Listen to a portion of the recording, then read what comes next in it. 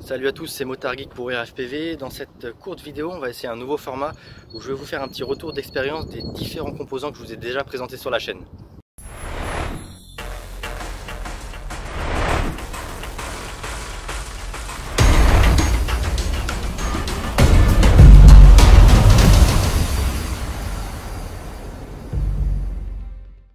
Donc aujourd'hui on va parler de ce qui équipe mon Flowride, vous avez déjà vu dans la vidéo de présentation, mais il y a également plein de matos que je vous ai présenté sur la chaîne, on va y venir après.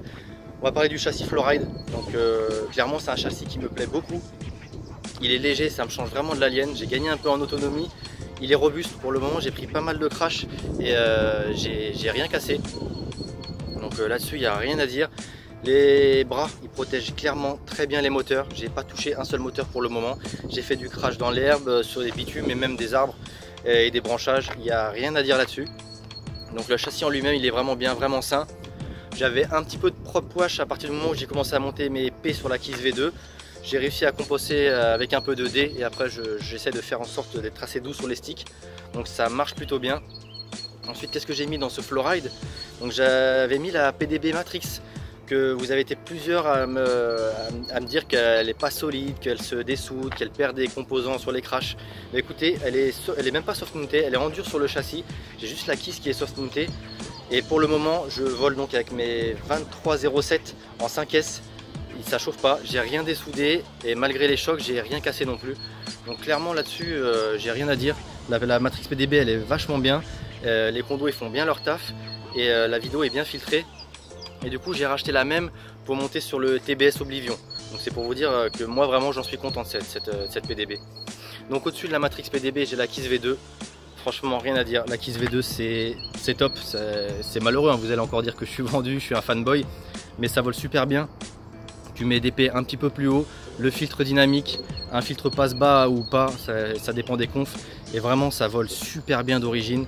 Avec les Kiss 32 A au bout et le protocole SYN hybride en D-Shot 2400, c'est top. Honnêtement, c'est une sensation qu'on n'arrive vraiment pas avec Jérémy à reproduire sur du Betaflight.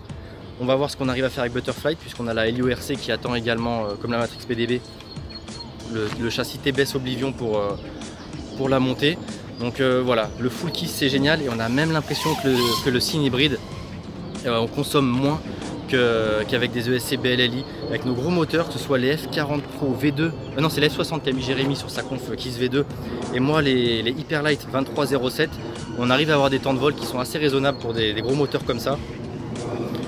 En parlant des moteurs, du coup, c'est l'autre point que je vais aborder sur cette conf, les Hyperlight 2307, 2722 kV en 5S, c'est le bonheur, ça a une puissance de folie, ça tire quand même assez long. Les moteurs ils vibrent pas, ils sont smooth, ils se règlent super facilement. Je regrette absolument pas mes S60 Pro, alors qu'avec les moteurs là, les Hype Train, je trouvais que ça manquait un peu de gouache. C'est smooth, ça se tune bien, mais ça manquait de peps pour moi. Du coup les Hyperlight, d'ailleurs j'ai pris les mêmes pour le TBS Oblivion. Ça nous permettra aussi d'avoir une conf quasiment similaire au delta près du châssis pour comparer Butterflight à Kiss V2.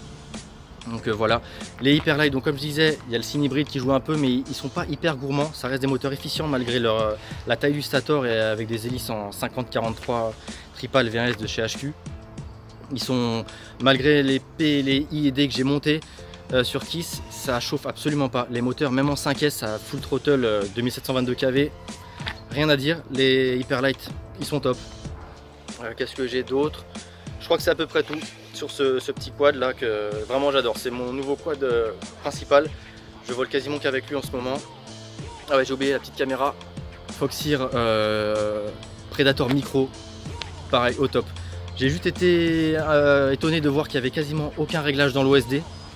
Mais ceci dit, donc pas de WDR activé, c'est d'origine. Mais ceci dit, ça vole super bien, ça gère super bien les changements de lumière. Le seul défaut que j'ai à lui faire, c'est les couleurs un peu vives et trop contrastées. Je pourrais comparer ça au téléphone ou télé Samsung, où je trouve que le contraste dynamique et les photos par défaut sont très vives, très flatteuses. Un petit peu trop à mon goût, mais sans avoir touché les réglages, et je les toucherai pas honnêtement, c'est d'origine, ça vole super bien pour moi, ça me plaît bien. Donc du coup, je laisse la Predator Micro d'origine. On vous la présentera bientôt en comparo face à une Swift Micro et à une Euro Micro de base, pas la Predator, avec des images à peu près similaires pour bien comparer. Donc voilà, je crois que j'ai tout dit sur ce quad, mais ça fait pas mal de matos que je vous avais présenté sur la chaîne. Vous nous aviez déjà fait la réflexion qu'on faisait pas assez de retour d'expérience en dehors du forum. Donc voilà, ça c'est fait avec cette vidéo là. Et j'essaierai d'en refaire à chaque fois qu'on va faire des sessions et qu'on vole sur des quads ou du matos qu'on vous a présenté. Sur ce, je vous dis à bientôt, c'était Motard Geek pour WeAreFPV.